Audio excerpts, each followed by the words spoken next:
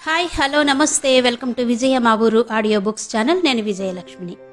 Friends, నవల స్రవంతిలో శ్రీమతి ఎద్దనపూడి సులోచన రాణి గారి నవల సౌగంధి ఆడియోగా వినిపిస్తున్నాను కదా. మరి ఈరోజు సౌగంధి నవల ఆడియో 3వ భాగం వినిపించబోతున్నాను. మరి ఆలస్యం చేయకుండా కథలోకి వెళ్ళిపోదాం. ఒక కొత్త ఉత్సాహం, ఒక నూతన ధ్యేయం, దానికోసం పాటుపడడం, నలుగురిని కలవడం, వారి అభిప్రాయాలను సేకరించడం. చూస్తుండగానే మెంబర్స్ చాలామంది చేరారు. జ్వాల వాక్చాతుర్యమే అదంతా. ఒకరోజు తను బ్యూటీ కేర్ సెంటర్కి వెళ్ళి పొడుగు జుట్టు పొట్టిగా భుజాల వరకు కట్ చేయించేసుకుంది. అదేంటి అంది సుధేష్ణ. ఇలా చాలా హాయిగా ఉంది, అవసరమైతే బ్యాండ్తో బంధించొచ్చు, లేదంటే వదిలేయొచ్చు అంది తను. పెద్ద జడ స్త్రీత్వానికి ఒక అలంకారం అనే పాత నమ్మకానికి నేను స్వస్తి చెప్పేశాను. మొదట కొత్తగా ఉన్నా ఆ తర్వాత ఆ సుఖం చూసిన తర్వాత తను చేసిన పని సరైందే అనిపించింది. ఎవరో ఏదో అనుకుంటారని జంగనవసరం లేదు. మనలో సత్యశీలత ఉండాలి. నీ జీవితం నీ ఇష్టం. ఎంత శ్రమైనా పడగలిగే ఓర్పు ఉండాలి. ఒంటరిగా అందరి మన్ననలు లేకుండా బ్రతకగలను అనే ధైర్యం ఉండాలి. పనిచేయడం తనకెంతో ఇష్టం. జ్వాలకి ఎంతోమంది అనుభవజ్ఞులైన సాంఘిక సేవా పరాయణులు తెలుసు. వాళ్ళంతా తమ కర్తవ్యనిష్టకి ముగ్ధులయ్యారు. ఇలా చెయ్యండి, అలా చెయ్యండి అంటూ తమ అనుభవంలోని వడపోసిన పాఠాలు చెప్పేవారు. ఏ పనైనా చెయ్యాలంటే మనిషికి నిర్లిప్తమైన ఒక అకుంఠిత దీక్ష ఎంత అవసరమో వివరంగా చెప్పేవారు. వారి అనుభవాలు వింటుంటే ఆశ్చర్యంగానూ ఆనందంగానూ అనిపించేది. తమ ముందు కూడా పాత తరంలో తమకంటే ఇంకా బాగా ఆలోచించిన స్త్రీలున్నారని తెలిసి చాలా ఆనందం కలిగింది. ఆసారి సెలవులకు వెళ్ళినప్పుడు అత్తయ్య తన పొట్టి జుట్టు చూసి నిర్ఘాంతపోయింది. ఇదేంటే అంది ఏదో అపశకునం చూసినట్టు వణికిపోతూ. ఏముందత్తయ్యా, జుట్టు కాస్త పొట్టిగా చేసుకున్నాను అంతే, దీనివల్ల నాకు చాలా సుఖంగా ఉంది అంది తను. అత్తయ్య ఆ రాత్రి వత్సల్తో, సౌని నువ్విక హైదరాబాద్ వెళ్ళనియొద్దురా, నాకేంటో భయం వేస్తోంది అంది. పట్టుకుని ఆపడానికి తనేమైనా చిన్నపిల్ల ఏంటమ్మా, నువ్వు కాస్తని గంపంత చేసి చూసి బాధపడ్డం మానే అంటూ మందలించాడు వత్సల్. ఇల్లు చాలా పెద్దదిగా చేశారు. ఆ పడిపోయే పెంకుటిల్లుకి వెనక భాగంలో కాస్త పోలిక తప్ప ఇది అదే ఇల్లు అంటే నమ్మడానికి వీల్లేనంత సౌకర్యంగా ఉంది. ముఖ్యంగా నాకోసం ప్రత్యేకంగా కట్టించిన నా గది చాలా పెద్దది. కిటికీలతో అటాచ్డ్ బాత్రూంతో చాలా సౌకర్యంగా ఉంది. వచ్చి మంచం మీద కూర్చుంటే అక్కడ కిటికీలో నుంచి చూస్తే దూరంగా పెద్ద కాలవలో వెడుతున్న పడవలు, వాటి వెనక కొండలు, మీద దిగుతున్న నల్లటి వానమేఘాలు. ఓహ్, అదొక అద్భుత దృశ్యం. వత్సల్ గదిలోకొచ్చాడు.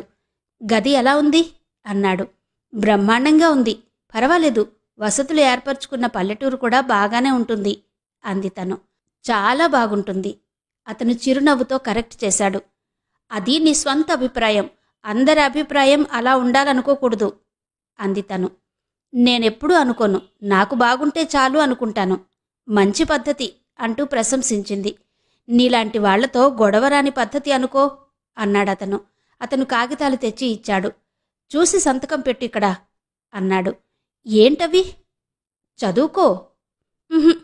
అబ్బా బద్ధకం, చెప్పేద్దు, సంతకం పెట్టేస్తాను అన్నాను నేను. చదవకుండా పెట్టేస్తామే అన్నాడు వత్సల్. నువ్వు నాకు కలిగించిన నమ్మకం అలాంటిది. నేనేదైనా కాని పని చేస్తే అడిగాడు వత్సల్. నువ్వే అనుభవిస్తావు అన్నాను నేను. నేనా? అవును, నువ్వే. నువ్వు కాని పని చేస్తే నిన్ను ఎలా నరకయాతన పెట్టాలో, క్షణం మనశ్శాంతి లేకుండా ఎలా చెయ్యాలో నాకు తెలుసుగా అంది తను. అవునులే, చిన్నప్పటి నుంచి వెన్నతో పెట్టిన విద్య అతను సణుక్కున్నాడు. చూడు, ఇవి మన మామిడి తోట తాకట్టు పెట్టిన కాగితాలు. మనకి మామిడి తోట కూడా ఉందా ఏంటి అడిగింది తను. సౌ అతని దవడ బిగించి చూశాడు. ఆ దవడ బిగింపు అతనిలో వచ్చిన కోపానికి చిహ్నం. వెంటనే అనేసింది తను. మర్చిపోయాను, ఉంది కదూ, 2 ఏళ్ల క్రిందట రెడ్డిగారి పొలం చౌకగా వస్తోందని కొని నువ్వు ట్రాక్టర్తో దున్నితే మనిద్దరం కలిసి మామిడి మొక్కలు నాటాం అంది. అమ్మయ్యా, గుర్తొచ్చిందా? పర్వాలేదు, ఇంకో 2 రోజులు పోతే వత్సలా, ఈ మనిషి ఎవరు అంటావేమో అన్నాడు కినుకగా వత్సల్. అది నీ తప్పు, నువ్వు నాకంత గుర్తు రాకుండా దూరంగా అయిపోతున్నావన్నమాట అంది తను. ఏం కాదు, నీకే బోలెడన్ని వ్యాపకాలు వెలిసినాయి అన్నాడు వత్సల్. ఇంకా వెలువడుతున్నాయి. వంగిన తల ఎత్తడంలో పొట్టి జుట్టు వచ్చి చెంప మీద పడింది. వెనక్కి తోసుకుంటూ, అవును, జుట్టు పొట్టి చేయించుకున్నానని అత్తయ్య ఒకటే సణుగుతోంది. నీక్కూడా కొత్తగా ఉన్నానా? అడిగింది తను. అతను తల అడ్డంగా తిప్పాడు. లేదు, ముఖం ఏం మారలేదుగా. కాకపోతే చూడగానే ఎవరో అమ్మాయిలా ఉన్నావు. అలవాటు పడాలంటే కాస్త టైం పడుతుంది మరి అన్నాడు. వత్సల్ ఈ విషయంలో తనని ఏమీ అననందుకు ఎంతో సంతోషం వేసింది. అతనంటే ఉన్న గౌరవం రెట్టింపయింది. వత్సల్ పిలిచింది. ఏంటి? చూడు, నువ్వు నీ కష్టమంతా ఈ వెధవ ఇంటి మీద, ఆ వెధవ పొలం మీద ధారపోయకపోతే ఇవన్నీ అమ్మేసి హైదరాబాదులో ఏదైనా వ్యాపారం పెట్టకూడదు? వెళ్తున్నవాడల్లా ఆగి అతనొక్క అంగలో వచ్చినట్టుగా దగ్గరగా వచ్చాడు. అతను తీక్షణంగా చూశాడు. ఆ తర్వాత వేలు పెట్టి చూపిస్తూ, సౌ, ఇంకోసారి ఇలాంటి మాట అన్నావంటే నిన్ను నిజంగా హైదరాబాద్ వెళ్ళనీయను. అది నీ తరం కాదులే. విసురుగా మంచం మీద నుంచి లేచింది తను. చూస్తావా? ప్రయత్నం చెయ్యి. అతనొక్క క్షణం సవాల్ చేస్తున్నట్టున్న ఆ కనుదోయితో చూశాడు. అతనికి చాలా ఆగ్రహావేశాలొచ్చినట్టు ఎర్రగా కందిపోయిన ఆ ముఖమే చెబుతోంది. అతను కాగితాలు తీసుకుని మారు మాట్లాడకుండా గిరుక్కున వెనక్కి తిరిగి వెళ్ళిపోయాడు. ఆ రాత్రి తన అన్నం తినలేదు. అతను బ్రతిమిలాడలేదు. అతను తినలేదని, ఇద్దరూ తినకపోతే వండిన అన్నం అంతా ఏం చెయ్యాలి, ఎవరికోసం ఈ శ్రమ అని అత్తయ్య అంటుంటే తెలిసింది. ఇంకో రోజు గడిచింది. మరో రోజొచ్చింది. ఇప్పుడు మొదటి రోజు ఆగ్రహాల్లేవు. అతను మాట్లాడించాలని తను మాట్లాడాలని అతను భీష్మించుకుని కూర్చున్నారు. అత్తయ్యకి ఈ మూగ యుద్ధం గొడవే తెలీదు. ఆ రోజు పక్క ఊరు నుంచి అందమైన సోఫా సెట్ వచ్చింది. అత్తయ్య ఇంట్లో లేదు, గుడికి వెళ్ళింది. ఇదెక్కడిది? ఆనందంగా అనేసింది తను. సోఫా చాలా ముచ్చటగా ఉంది. నేనే తెప్పించాను. మట్టిపాడులో మున్సబు గారి కూతురికి అత్తవారింటికి పంపించడానికి చేయిస్తుంటే చూసి ఆర్డర్ ఇచ్చి చేయించాను. ఏంటి? నీక్కూడా కూతురుందా? మీ అమ్మాయిని అత్తారింటికి పంపిస్తున్నావా? అంది కళ్ళు పెద్దవి చేసి ఆశ్చర్యం నటించి చూస్తూ. తన అన్నదానికి అతనికి నవ్వొచ్చింది. నవ్వేస్తూ నెత్తిమీద ఒకటి మొట్టాడు. ఆ, పుట్టబోయే కూతురుగారు అమ్మగారి కోసం తెప్పించాను. ఆవిడగారు ఆనందపడితే తర్వాత కూతురుగారి సంగతి. రంగడు లేడు, దొడ్లో గేదెలకి గడ్డి వేస్తున్నాడు, కాస్త ఇది లోపలికి పట్టు అన్నాడు. తను తోడు వస్తూ, 2 రోజుల నుంచి మనిద్దరం మేస్తున్నది కూడా అదే మరి అంది. ఏంటి? కోపంగా రెట్టించాడు. అంతేగా మరి, ఎప్పుడూ పోట్లాడుకోకూడదని వాగ్దానాలు చేసుకుని ఇప్పుడు చేసిన పనేంటి మరి అంది. నువ్వే మూతి బిగించావు నిష్ఠూరంగా అన్నాడతను. దానికి కారణం నువ్వే. అతను చెయ్యెత్తి ఒకటి వెయ్యబోయాడు. తను సోఫా కోళ్లు క్రింద ఆనించేసి అటువైపు పరిగెత్తింది. అతను ఒక్క అంగలో పరిగెత్తుకొచ్చాడు. నెత్తిమీద చెయ్యి వేసి తలని నుదుటి కానించుకున్నాడు. సౌ, మనిద్దరి మధ్య పోట్లాటలొద్దు. ఏదైనా విషయం మీద ముఖాముఖి అడిగి తేల్చుకోవాలి. అసలు నేనేమన్నానని? గారాలిపోయింది తను. చాలా అనకూడని మాట అన్నావు. ఇప్పటికీ అది గుర్తొస్తే గుండె కలుక్కుమంటుంది. ఏమన్నాను? ఈ వెధవ ఇల్లు, వెధవ పొలం అన్నావు. అమ్మి పారేసి హైదరాబాద్లో వ్యాపారం పెట్టు అన్నావు. సౌ, అతని గొంతు గాద్గదమైంది. నాకు నువ్వు అమ్మా ఎంత ప్రాణమో, ఈ ఇల్లు పొలం కూడా అంతే అన్నాడు. అమ్మో, నిజంగానా? సరే సరే, ఇంకెప్పుడు అనంలే. అంతేకాదు, ఇంకోటి కూడా అన్నాడతను. ఇంకేంటి? ఎప్పుడూ కలలో కూడా నేను హైదరాబాద్ వచ్చి ఉండాలని అనుకోవద్దు. అది జరగని పని. మనిద్దరి జీవితాలకి వేళ్లు ఇక్కడే ఉన్నాయి. నేను డబ్బు సంపాదించిన తర్వాత దేశమంతా చూసొద్దాం. అది సంగతి. ఏమంటావ్ అన్నాడు. నీ కర్మ అంటాను. సరే అంది తల ఊపుతూ. ఇందులో కర్మేముంది? లేకపోతే ఏంటి? కూపస్థ మండూకల్లా ఈ ఊరు వదిలి రానంటావు. నీకింతే ప్రాప్తం కాబోలు మరి. హాయిగా భగవంతుడు కాళ్ళిచ్చినా ఇంకా చాలా ప్రపంచం ఉంది అంటే నమ్మవు అంది తను. నేను నీతో తర్కం పెట్టుకోలేను. నాకు తెలిసిన దానికంటే తెలిసిన ప్రపంచం ఎక్కువే అని నాకు తెలుసు. నన్ను మన్నించు అంటూ అతను బ్రతిమిలాడేసరికి తను కరిగిపోయింది. అతని భుజం మీద తల ఆనించుకుంటూ, వత్సల్, ఒక్కసారి ఆలోచిస్తుంటే నాకు చాలా బాధగా ఉంటుంది. నువ్వీ పెంకుటిల్లు, ఈ మామిడి తోపు అంటూ ఇంత మమకారం లేకుండా ఉంటే ఎంత చక్కగా హాయిగా నాతో పాటే సిటీ వచ్చి చదువుకునేవాడివి కదా. ఏ డాక్టర్వో ఇంజనీరువో అయి ఉండేవాడివి. ఇలా గొడ్లని చూసుకుంటూ, చెట్లకి ఎరువులు వేసుకుంటూ. ఇంకా ఏదో అనబోతుంటే అతను నోటి మీద చెయ్యి ఆనించి నోరు మూశాడు. అసలు మాటల మధ్యలో ఎప్పుడు జరిగిందో అతను సోఫాలో, అతని ఒడిలో తను. ఒక్కోసారి నీ మాటలు వింటుంటే నాకు భయం వేస్తోంది సౌ అన్నాడు జుట్టు సరిచేస్తూ. ఎందుకని అడిగింది. నీ చదువు, నీ తెలివితేటలు నాకు ఇష్టమే. కానీ నువ్వు నువ్వు నాకు తెలియని, అర్థం కాని ఇంకేదో ప్రపంచంలోకి వెళ్ళిపోతున్నావని అప్పుడప్పుడు ఆదుర్దాగా అనిపిస్తోంది. నీకే ఆదుర్దాగానా? తను కిలకిలా నవ్వుతూ అతని జుట్టును చెరిపింది. అతనికి భయం వేస్తోంది అంటే తనకి చాలా సరదా. అతను హఠాత్తుగా తన గుండెల్లో ముఖం దాచుకున్నాడు. సౌ, అమ్మా ఈ శ్రావణమాసంలో మన పెళ్ళి అంటోంది. అతని కంఠం ఎలాగో ఉంది. తను అంతవరకు గలగల గోదావరిలా అల్లరి చేస్తున్నదల్లా ఈ మాట వినగానే హఠాత్తుగా మూగగా నిశ్శబ్దంగా అయిపోయింది. ఇంతలో దూరంగా రంగడి మాట వినిపించింది. దాంతో గభాలన లేచింది. అతని చేతులు మాత్రం వదలడానికి ఇష్టపడినట్టుగా వదల్లేదు. తనకి తెలుసు అతను తన సమాధానం కోసం ఎదురు చూస్తున్నాడని. తను పని ఉన్నట్టే అక్కడ్నుంచి వెళ్ళిపోయింది. ఆ రాత్రి తను నిద్రపోలేదు. మంచం మీద పడుకున్నదన్న మాటేగాని కంటిమీదకి కునుకు రాలేదు. మాటిమాటికి సాయంత్రం వత్సలన్న అమ్మ ఈ శ్రావణమాసంలో మన పెళ్ళి అంటోంది అన్న మాటలే చెవుల్లో ప్రతిధ్వనిస్తున్నాయి. తనకి పెళ్ళా? అప్పుడే? తన చదువు బిఏ అయిపోయిన తర్వాత లాలో గాని ఎంబీఏ గాని చెయ్యాలని ఎంతగానో ఉంది. అవి రెండూ కుదరకపోతే ఐఏఎస్ ఉండనే ఉంది. ఎంతో చదవాలని తన ఆశ. పెళ్ళైతే ఏముంది? పెళ్ళి, పిల్లలు, అనారోగ్యం, ముసలితనం అన్న జ్వాల మాటలు గుర్తుకొచ్చాయి. పెళ్ళి అందరికీ అలా కాకపోవచ్చు. కొంతమందికి బాగానే ఉండొచ్చు. తనకి ఇప్పుడప్పుడే పెళ్లి చేసుకోవాలని లేదు. ఇంకా ప్రపంచం చూడాలి. ఎన్నెన్నో పనులు చెయ్యాలి. జ్వాలతో కలిసి చేపట్టిన కార్యక్రమాలు ఒక దరికి రావాలి. వత్సల అభిప్రాయం తనకు బాగానే తెలిసింది. అతని ఈ ఊరి వదిలిరాడు. అతనికి పట్నవాస సుఖం గురించి చెప్పినా అర్థం కాదు. అతనికి అవసరం లేదు. సుఖం గురించి అతను చెప్పే నిర్వచనం వేరు. అందుకే తనలో తనే మదనపడి చివరికి మర్నాడు సాయంత్రం వత్సల్ పెరట్లో సన్నజాజికి కొమ్మలు కత్తిరించి పందిరి మీదికి దాన్ని సర్దుతున్నాడు. ఆమె అతనికి తాడందిస్తూ సాయం చేస్తూ చెప్పేసింది. వత్సల్, ఒక చిన్న అభ్యర్థన అంది. ఏంటి? నువ్వు అభ్యర్థన అన్నావంటే మంజూరు చేయక తప్పదన్న మాటే. తీగకున్న పూలు కోసి తన దోసిట్లో గుమ్మరిస్తూ అన్నాడు. నాకు నాకు ఇప్పుడిప్పుడే పెళ్లి చేసుకోవాలని లేదు అని చెప్పేసింది. అతను పందిరి వేయడం పూర్తయి నిచ్చెన దిగుతున్నవాడల్లా ఆగి అక్కడే మెట్ల మీద కూర్చున్నాడు. సూర్యాస్తమయం తాలూకా బంగారు కిరణాల కాంతిలో అతని ముఖం చెక్కిన శిల్పంలా ఉంది. అతని ముఖం లిప్తపాటు ఆశాభంగానికి గురైంది. వత్సల్, నేను చదువుకోవాలి. అనుకున్నదంతా పూర్తిగా అయిపోయిన తర్వాతనే చేసుకుంటాను నచ్చ చెబుతున్నట్టుగా అంది. అతను ఆ తీగలిని సరిచేసే నెపంతో పక్కకి ముఖం తిప్పాడు. ఏమంటావు వత్సల్? సరే అన్నాడతను. కాసేపాగి తనే సందేహంగా మళ్లీ అడిగింది.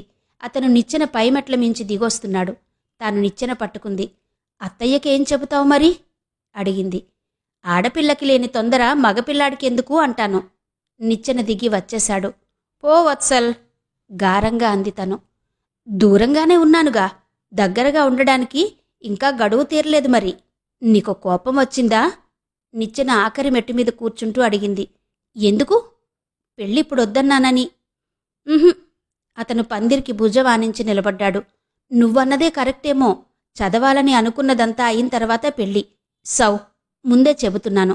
ఇది షరతు అనుకో, మరేదైనా అనుకో. పెళ్ళయిన తర్వాత మాత్రం నేను ఒక్కరోజు కూడా నిన్ను నాకు దూరంగా ఉండనియను. అతను దూరంగా నిలబడే అన్నాడా మాట. కాని అతని కంఠంలో ఆ భావమేంటో గాని అతను ఆ క్షణంలో తన ఒడిలో తలదాచుకుని చెప్పినట్టే ఉంది. అతని ప్రేమమయ స్వరం తనకి ఎంత ఆనందంగా అనిపించింది.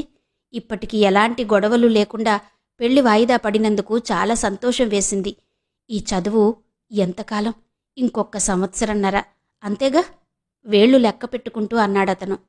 కాలపురుషుడు కాలచక్ర భ్రమణాన్ని అత్యంత వేగంగా తిప్పేస్తున్నట్టు రోజులు రయ్యని తిరిగిపోతున్నాయి.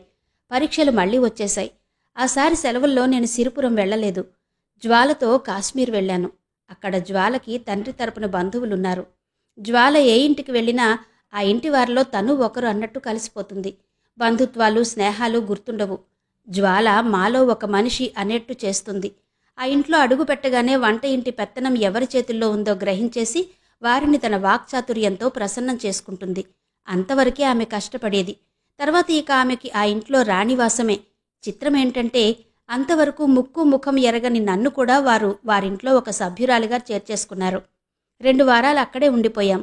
ఆ పర్వత సానువుల్లో ఒకసారి మేమిద్దరం షికారు వెళ్ళినప్పుడు జ్వాల అంది, సౌ, మనం స్వతంత్రంగా బ్రతకాలి అంటే ముందు ఆర్థికంగా మన కాళ్ల మీద మనం నిలబడాలి. చదువు పూర్తయితే గాని మనకేది ఉద్యోగం రాదుగా అంది తను. చదువు కోసం కూర్చుంటే అయినట్టే. అయినా అసలు ఉద్యోగంలో చేరితే మనం అనుకున్న పనులేం సాధించలేం. ఏదైనా స్వతంత్ర ప్రవృత్తి ఏర్పరచుకోవాలి. మన ఇష్టమైతే అది సాగిస్తాం, లేకపోతే మానేస్తాం. అంత స్వేచ్ఛ ఉండాలి అంది జ్వాల. జీవితంలో మనిషికి అంత స్వేచ్ఛ దొరుకుతుందంటావా జ్వాల అంది తాను. ఎందుకు దొరకదు? చూడు, స్వతంత్ర ప్రవృత్తి కావాలి అనే ఆకాంక్ష కూడా మంచి బట్టలు వేసుకోవాలి, ఇల్లు పరిశుభ్రంగా ఉంచుకోవాలి, నేనొక ఐఏఎస్ ఆఫీసర్ కావాలి అనేటటువంటి ధ్యేయమే. మనిషికి ఒట్టి ఆలోచనలు పుంఖానుపుంఖాలుగా ఉంటే ఏం లాభం లేదు సౌ. అవి సాగరంలో అలల్లాంటివి. అవి వస్తూ పోతూనే ఉంటాయి. కానీ ధ్యేయం అనేది దిక్సూచి లాంటిది. మనం ఎటువైపు ప్రయాణించాలో మనకి క్షుణ్ణంగా తెలుస్తుంది. ఈ దిక్సూచి లేకపోతే ఈ జీవితం అనంత సముద్రంలో ఎటుపోతున్నామో అర్థం కాదు అంటుండగానే జ్వాల ముఖం ఆవేశంగా క్రమంగా ముఖంలోకి ఎరుపుతనం వచ్చి కందిపోసాగింది. సౌ, పిడికిలి బిగిస్తూ చెప్పింది, అసలు ఈ జీవితం ఎంత చిన్నది. గుప్పెడి రోజులు. అంటే మనిషికి ఈ ప్రపంచంలో కాలమిచ్చే రేషన్. మనిషి దాన్ని జాగ్రత్తగా సద్వినియోగం చేసుకోవాలి. లేకపోతే మనం సంపాదించలేం.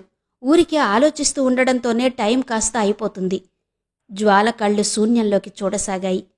సౌ, ఎందుకో నాకు తెలీదు, ఎల్లవేళలా నన్ను ఏదో భూతం తరుముతున్నట్టే ఈ టైం సెన్స్ పీడిస్తూ ఉంటుంది. చూడు, అప్పుడే నాకు 22 సంవత్సరాలు నిండాయి. ఇంకొక్క 25 ఏళ్ళు నా జీవితంలో నేనేమైనా చెయ్యగలను. ఆ తర్వాత అంటూ ముఖం తిప్పుతూ, ఏం చెయ్యలేను కాబట్టి ఈ రాబోయే 25 ఏళ్లే నా అసలైన జీవితం. నేను దీన్ని మనస్ఫూర్తిగా నా తృప్తి మేర బ్రతకదలుచుకున్నాను. బ్రతికేస్తాను అంది. నేను గమనిస్తూనే ఉన్నాను. జ్వాలలో ఎప్పుడూ ఏదో ఆవేశం. మనిషి ప్రచండ సూర్యుడు నిప్పులు చెరుగుతున్నట్టు తీక్షణంగా ఉంటుంది. ఇంతలో సన్నగా వాన ప్రారంభమైంది. ఇద్దరం పరిగెత్తుకు వెళ్లి ఓ పాడుబడిన ఇంట్లో తలదాచుకున్నాం. బాగా చినుకులొచ్చేశాయి. జ్వాల చేతులు కట్టుకుని నిలబడి వానని చూస్తోంది. నేను చెయ్యి చాచి వాన నీళ్లు అందుకున్నాను. నాకు వెంటనే సిరిపురం గుర్తుకొచ్చింది. అత్తయ్య, వత్సల్ ఎలా ఉన్నారో ఏంటో. నేను సెలవులకి రాలేదని అత్తయ్యకి చాలా బాధ వేస్తుంది. నాకు తెలుసు. బాధ కలిగితే ఏదో సాకుతో ఆవిడ తనని తానే, ఛీ వెధవ బ్రతుకు, నేనసలు ఎందుకు పుట్టానో, భగవంతుడు ఈ పాపిష్ట జన్మ నాకు పడేసి తమాషా చూస్తున్నాడు, చస్తే పీడపోతుంది అంటూ తిట్టుకుంటుంది. వత్సలైతే సరే సరి, నవీన పాషాణం అయిపోతాడు. నాకా క్షణంలో చేతులు చాస్తూ ఎగిరెళ్ళి సిరిపురంలో వాలిపోవాలనిపించింది. ఆ ఇల్లు గుర్తుకొస్తేనే ఎంత బాగుంది, చెప్పనే లేదు కదూ. నా గది, ఆ తెల్లటి పక్క, కిటికీలో నుంచి దూరంగా కాలువలో మెల్లగా వెళ్లే పడవలు. వత్సల్కి నేను సరిగ్గా దాని గురించి చెప్పనే లేదు. వత్సల్కి ఉత్తరం రాయాలి తప్పకుండా. ఆ రాత్రి రాశాను. వత్సల్, నా మీద నీకు కోపంగా ఉంది. నేనేం చెయ్యను? నేనెంత మొత్తుకున్నా నువ్వు ఆ ఊరి వదిలి రావు. శ్రీనగర్ ఎంత బావుందో తెలుసా? ఈసారి నిన్ను అత్తయ్యని బలవంతంగా నేనే తీసుకొస్తాను. వత్సల్, ఏంటో నీకు నేను చాలా దూరంగా ఉన్నానేంటి అనే భావన వస్తోంది. నేనప్పుడప్పుడు తిక్కగా మాట్లాడతాను కదూ, అది క్షణికమే. ఆ తర్వాత నీ మీద గాని అత్తయ్య మీద గాని నాకు ఎలాంటి కోపభావం ఉండదు. నాకెందుకో ఆ సిరిపురం వదిలేస్తే మనం ఎంతో ప్రపంచం చూడగలమనిపిస్తుంది. నేనెంత చెప్పినా నీ తలకి ఆ మాట ఎక్కలేదు. నేనేం చెయ్యను చెప్పు? ఈ ఊళ్ళు తిరగాలి, ఎంతో ప్రపంచం ఉంది, అది తెలుసుకోవాలి అని ఇంత ఆకాంక్ష పెరగడానికి కారణం కూడా నువ్వే. ఆనాడు అత్తయ్య కేకలు వేసినట్టు నువ్వు వేసి అప్లికేషన్ ఫారాలు పూర్తి చేయకుండా నన్ను ఆజ్ఞాపించి ఉంటే నేను 4 రోజులు మొత్తుకున్నా అక్కడే ఉండిపోయేదాన్నేమో. వత్సల్, స్వతంత్ర ఆలోచనలు కలిగిన ఆడపిల్లలెవ్వరూ భరించలేరు. చివరికి ఆమెకు మిగిలేది భయంకరమైన ఒంటరితనమే అంటుంది జ్వాల. నేనది ఒప్పుకోవడం లేదు. స్వతంత్ర ఆలోచన గల ఆడపిల్లలను గౌరవించే మగవాళ్లు ఈ ప్రపంచంలో ఉన్నారనడానికి మా వత్సల్ ఉదాహరణ.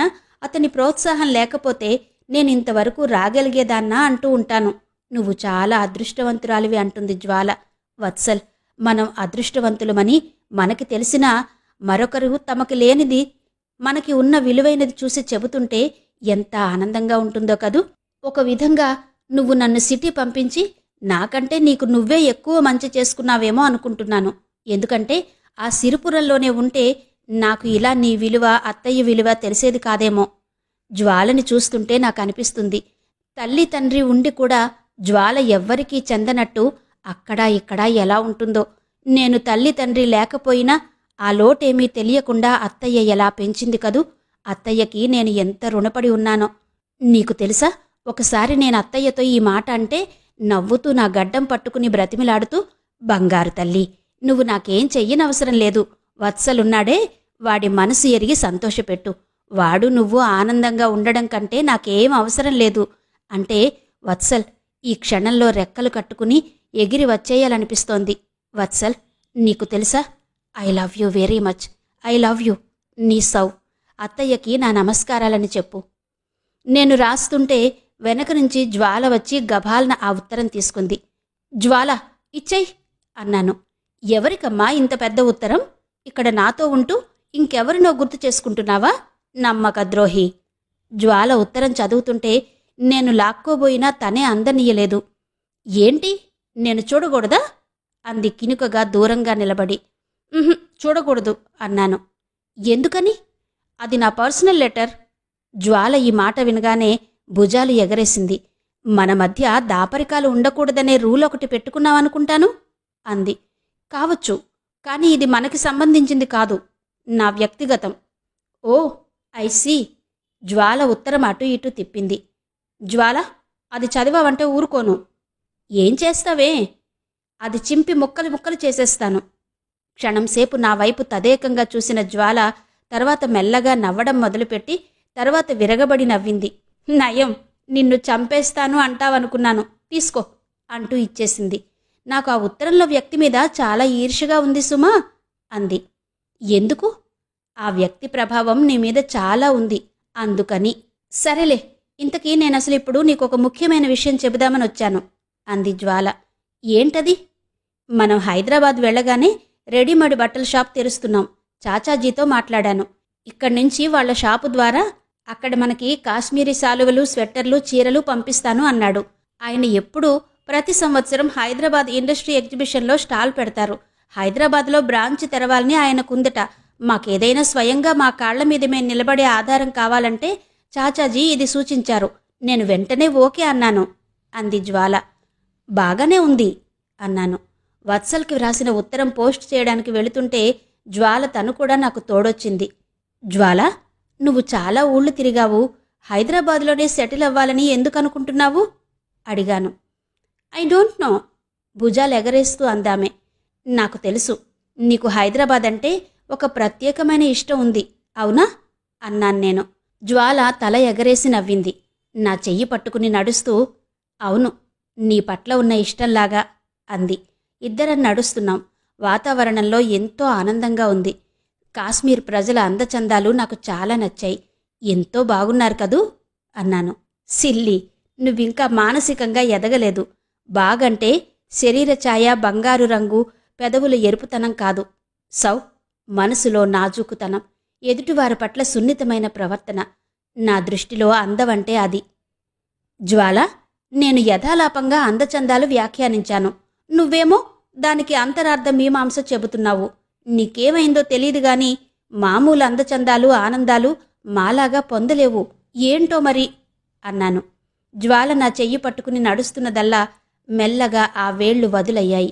మరుక్షణంలో చెయ్యి వదిలేయటమే కాదు, నాకు కాస్త దూరంగా వెళ్లి నడవసాగింది. ముఖం సీరియస్గా మారింది.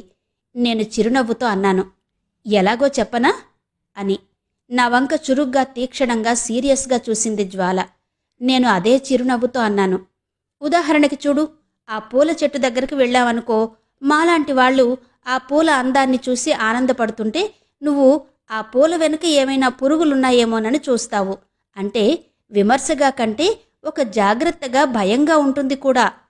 జ్వాల తల తిప్పి తీక్షణంగా చూసి దృష్టి అలాగే నిలపాలని ప్రయత్నించింది. కాని క్రమేపీ ఆమె ఆగ్రహం ఏదో కరిగిపోయినట్టే మెల్లగా పెదవుల మీదకి నవ్వు పాకి వచ్చింది. మరుక్షణంలో నవ్వేసింది.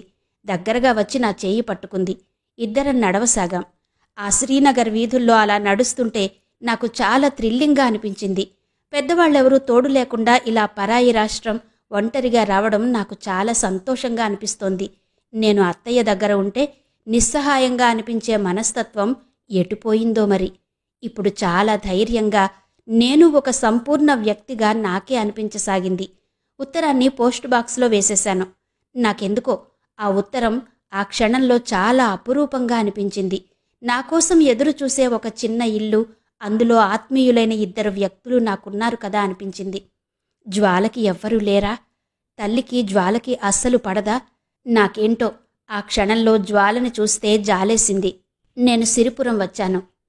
అత్తయ్య బావి దగ్గర కాలు జారిందట, మంచం మీద నుంచి లేవలేదట. నాకెందుకు టెలిగ్రామ్ ఇవ్వలేదు అంటూ వత్సల్ మీద అరిచాను. నువ్వు అక్కడున్నావో ఇంకెక్కడికైనా వెళ్ళావో, ఇదేమంత పెద్ద అర్జెంటని? ఎలాగూ నువ్వు వచ్చేస్తున్నావు కదా అనుకున్నాను. వత్సల్ సణిగాడు. అన్నీ నీ అంత నువ్వే అనుకో. నీకు లోపల నేను సెలవులకింటికి రాలేదని కోపం ఈ రకంగా తీర్చుకున్నావు అంది. లేదు అలాంటిదేం కాదు. అతని ముఖంలో గాభరా కనిపించింది. వాడినేమీ అనకే అమ్మా. వారం రోజుల నుంచి ఆ రామకృష్ణ మఠం పనులతో క్షణం తీరిక లేకపోయినా ఆ పనులు చూస్తూనే నాకు ఈ చాకరీ అంతా చేశాడు. నిన్నటినుంచి కాస్త నా అంతట నేను కదలగలుగుతున్నాను. మొన్నటి వరకు లేవదీయడం, కూర్చోబెట్టడం అంతా వాడే. బిడ్డ కడుపు నిండా ఈ 15 రోజుల నుండి భోజనమే చెయ్యలేదు అంది అత్తయ్య. నేనొచ్చానుగా, నువ్వేం దిగులు పడకు. వద్దు మర్రో అనేంతవరకు నీ కొడుక్కి నోట్లో కుక్కుతాన్లే అన్నాను. అత్తయ్య వత్సల్ని కాస్త కూడా అననీయదు. వెంటనే ఊరుకోవే అమ్మా అంటూ మొదలు పెడుతుంది.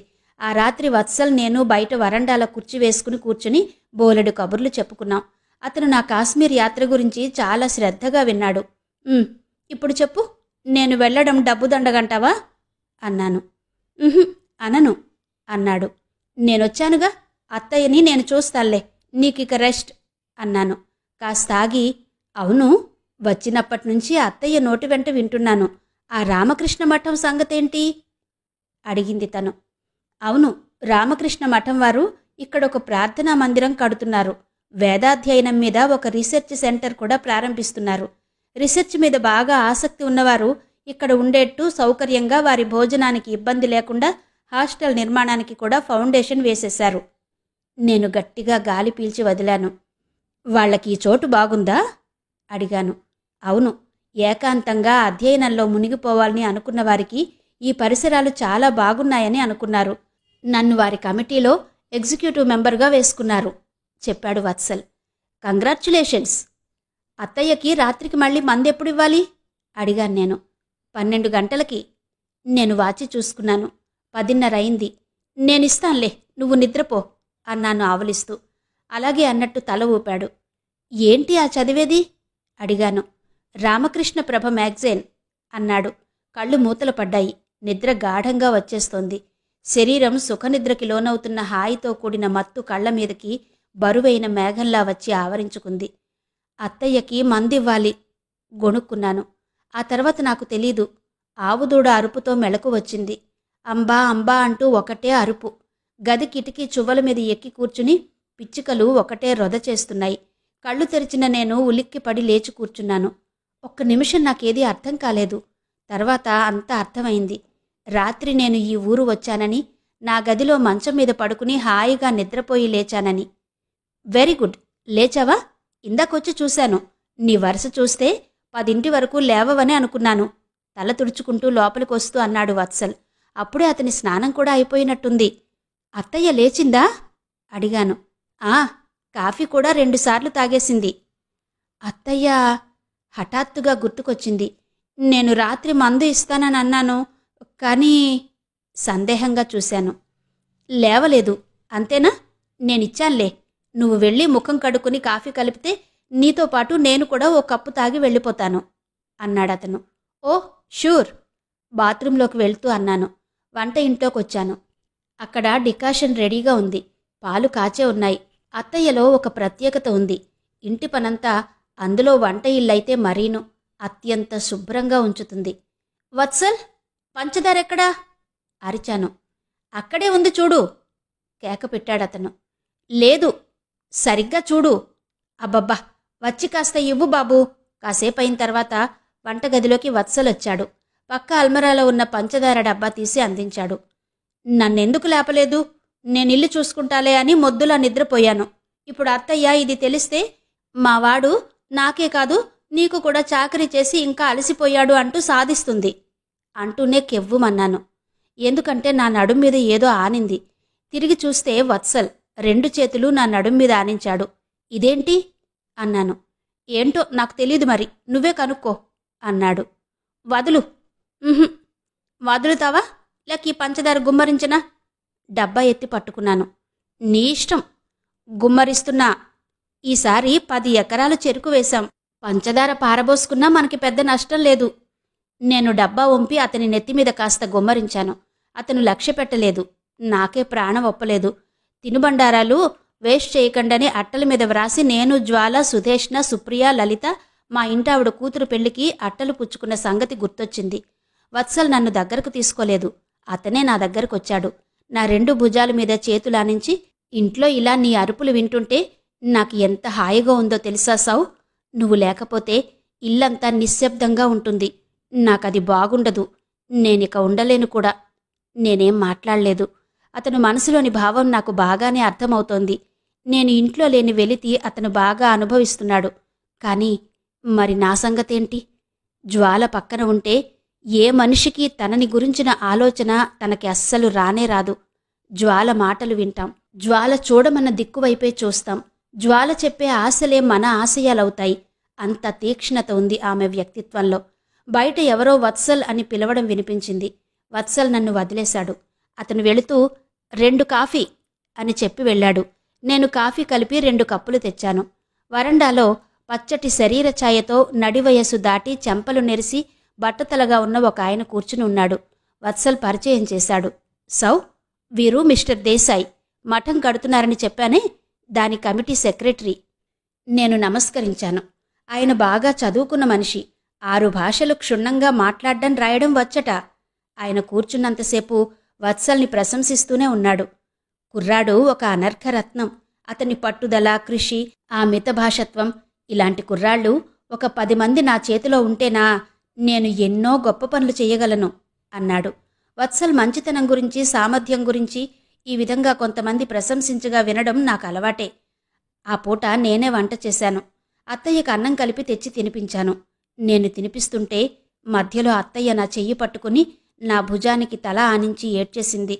సౌ, నువ్వు మమ్మల్ని వదిలి ఎక్కడికి వెళ్ళిపోనని మాటివ్వు అంది. అదేంటత్తయ్యా అన్నాను. ఏమో నాకు తెలీదే అమ్మా. నువ్వు వాడు సంతోషంగా ఉంటే చూడాలని నా కోరిక. నువ్వేమో అక్కడెక్కడో, వాడేమో ఇక్కడ. మీ ఇద్దరూ ఇలా విడిగా ఉండొద్దు. పెద్దదాన్ని చెబుతున్నాను. ఏంటమ్మా? అప్పుడే ఇంటికొచ్చిన వత్సల్ లోపలికొస్తూ అడిగాడు. ఏం లేదురా, ఏం లేదు అందావిడ. ఆ రాత్రి అత్తయ్య 25,000 నా చేతిలో పెట్టింది. నీ చెవులకు రవ్వల దుద్దులు చేయించాలని అప్పుడప్పుడు కాస్త కాస్త తీసి పక్కన ఉంచాను. నువ్వు నీ పుట్టినరోజుకొచ్చేట్టుగా కొనుక్కో అంది.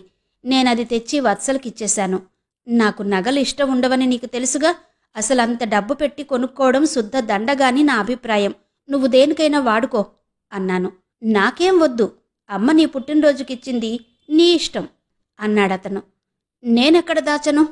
ఏ, నీకు బీరువా లేదా ఏంటి? అసలింతవరకు ఎప్పుడైనా నా డబ్బు అంటూ నాకు వేరేగా ఉందా? అసలు అవసరం నాకేమైనా వచ్చిందా అన్నాను నేను. రాలేదులే, ఉండని. నాకేమైనా అవసరం వస్తే నేనే అడిగి తీసుకుంటాలే అన్నాడతను. నేను డబ్బు తెచ్చి బీరువాలో పెట్టి దాచాను. వత్సల్ కొత్తగా మోటార్ సైకిల్ కొన్నాడు. దానిమీద రామకృష్ణ మఠం వారు ప్రార్థనా మందిరం కట్టే చోటుకి తీసుకువెళ్లాడు. బాప్రే, పెద్ద భవనం. ఎన్నింటికో పునాదులు వేసి ఉన్నాయి. దాదాపు 20 మందిరాలు. చాలా బాగుంది. అప్పుడే కొన్ని మొక్కలు వేశారు. దేశాయి గారు స్వయంగా దగ్గరుండి పేరు పేరున ఆ భవన సముదాయం గురించి చెప్పారు. నేను ఆసక్తిగా విన్నాను. అక్కడ్నుండి వచ్చేటప్పుడు మామిడి తోపు మీదుగా రావాలి. అక్కడ ఆగాం. వెంట తెచ్చిన బిస్కెట్లు తిని కాఫీ తాగాం. తోటలో ఒక చెట్టుకు ఉయ్యాల వేసి ఉంది. నేను దానిమీద కూర్చొని ఊగాను. ఆ చల్లటి గాలి, పచ్చదనం, దూరంగా పంట కాలువ కళ్ళకి హాయిగా, మనసుకి ప్రశాంతంగా ఉంది. 2 రోజుల తర్వాత మధ్యాహ్నం వేళ నేను నిద్రలేచి అత్తయ్య దగ్గరకొచ్చాను. అత్తయ్య, ఇదిగోనమ్మా ఉత్తరం వచ్చింది నీకు అంటూ దిండు క్రింద నుంచి తీసి ఇచ్చింది. నేను నా గదిలోకొచ్చి చదువుకున్నాను. అది జ్వాల రాసింది. అందులో ఇలా ఉంది: చిటితల్లి, నువ్వక్కడికి వెళ్ళి మా సంగతి మర్చిపోయినట్టున్నావు. ఇక్కడ షాప్ ఒకటి అద్దెకొచ్చింది. నువ్వు చూసి ఓకే అంటేగాని నాకు తృప్తి ఉండదు. శ్రీనగర్ నుంచి చాచాజీ తెలిసిన వారొస్తుంటే వారితో చీరలు, షాల్స్ పంపేశాడు. మనం త్వరగా షాపుని ప్రారంభం చెయ్యాలి. నీకోసం 1000 కళ్లతో మేమెదురు చూస్తున్నాం. నీ జ్వాల. ఆ రాత్రి నిద్ర పట్టలేదు నాకు. నేను వచ్చినప్పటికంటే ఇప్పుడు ఇంట్లో ఎంతో హాయిగా ఉంది. అత్తయ్య బాగానే కోలుకుంటోంది. వత్సల్కి ఊపిరాడని పని ఉన్నా ఏదో విధంగా టైం దొరికించుకుని నాతో గడుపుతున్నాడు. ఒక్కోసారి నన్ను వెంటబెట్టుకుని పొలానికి తీసుకెళ్లేవాడు. ఈసారెందుకో నేను హైదరాబాదు వెళ్తాను అనడానికి నాకు కాస్త జంకు కలిగింది. కాని ఏ దేవుళ్ళు నన్ను పైనుంచి ఆశీర్వదించారో గాని ఆ మధ్యాహ్నం మంచం మీద కూర్చుని అత్తయ్యకి తలదువ్వి చుట్ట చుడుతుంటే ఆవిడ, నువ్వు హైదరాబాద్ ఎప్పుడు వెళ్తున్నావు అని అడగడం విని నా చెవుల్ని నేనే నమ్మలేకపోయాను. వెళ్ళు, ఆ దిద్దులు ఆర్డర్ ఇచ్చిరా. సుప్రియ వాళ్ళ అమ్మకి తెలిసిన కంసాలి దగ్గరకే వెళ్ళు. ఆవిడ మరిది భార్యకి చేయించగా చూశాను. వజ్రాలు, ఆ పనితనం చాలా బాగుంది. ఈ కాలు నొప్పి వెధవదొకటొచ్చి పడింది. లేకపోతే నేనే వచ్చేదాన్ని నీ వెంట. వచ్చే సంవత్సరానికైనా కాసుల పేరు వడ్డాణం చేయించగలనో లేదో. ఆడదానికి ఇళ్ళు భూములు ఉంటే ఏం సంబరం? ఒంటిన వేసుకుని చూసుకోలేదుగా. నగలుంటే సంతోషం మరి, పెట్టుకుని ఆనందించొచ్చు. 10 మందిలో గౌరవం కూడా. వాడసలు నా చేతికి డబ్బే అందనివ్వడు. ఏ కాస్తైనా వస్తే ఆ పొలం, ఆ పక్కతోట అంటూ బేరాలు మొదలు పెడతాడయ్యే. ఉన్నది మనకి చాలదా ఏంటి? ఆవిడ సణుగుడు నేను ఆనందంగా విన్నాను. మర్నాడు నేను హైదరాబాద్ బయలుదేరుతుంటే, ఇదేంటి అన్నాడు వత్సల్. అత్తయ్య తనే కల్పించుకుంది. నేనే వెళ్ళమన్నాన్రా. పుట్టినరోజు దగ్గరకొస్తోంది కదా, రవ్వల దుద్దులు కొనుక్కోమన్నాను. నువ్వు కూడా వెళ్ళరాదు అందావిడ. నేనా? నాకీ పూట తీరికయ్యేది అన్నాడు. వత్సల్ మోటార్ సైకిల్ మీద నన్ను తీసుకొచ్చి స్టేషన్ దగ్గర దింపాడు. నీ కాల్లో ఏదైనా సుడి ఉందేంటి? లేకపోతే ఏంటి? ఎప్పుడూ నీకు ప్రయాణాలే అన్నాడతను. నువ్వు కూడా వస్తే పోయేదిగా అన్నాను నేను. రావాలనే ఉంది, కాని పనులు అన్నాడు. నేను త్వరగా వస్తానని చెప్పాను. నా జీవితంలో సగభాగం ఈ రైల్వే స్టేషన్లో నిన్ను దింపడానికి, వస్తానంటే వచ్చి ఎదురు చూడ్డానికి సరిపోయినట్టుగా ఉంది అన్నాడతను. నేనేం జవాబు చెప్పలేదు. వెళ్తూ వెళ్తూ ఆ గంభీరత్వం దేనికి? కాస్త నవ్వకూడదు అన్నాడు. నేను నవ్వాను. గుడ్ అంటూ మెచ్చుకున్నాడతను. అది నువ్వు తిరిగొచ్చే వరకు నాకిచ్చిన టానిక్ అన్నమాట అన్నాడు. 2 రోజుల్లో తిరిగొచ్చేస్తానని నమ్మకంగా చెప్పాను. ఇంతవరకు శ్రీమతి యద్దనపూడి సులోచనారాణి గారి సౌగంధి నవల ఆడియో 3వ భాగం వినిపించాను కదా. మరి తరువాతి కథ మిగిలిన భాగాల్లో వినిపిస్తాను. అంతవరకు సెలవు. నమస్తే.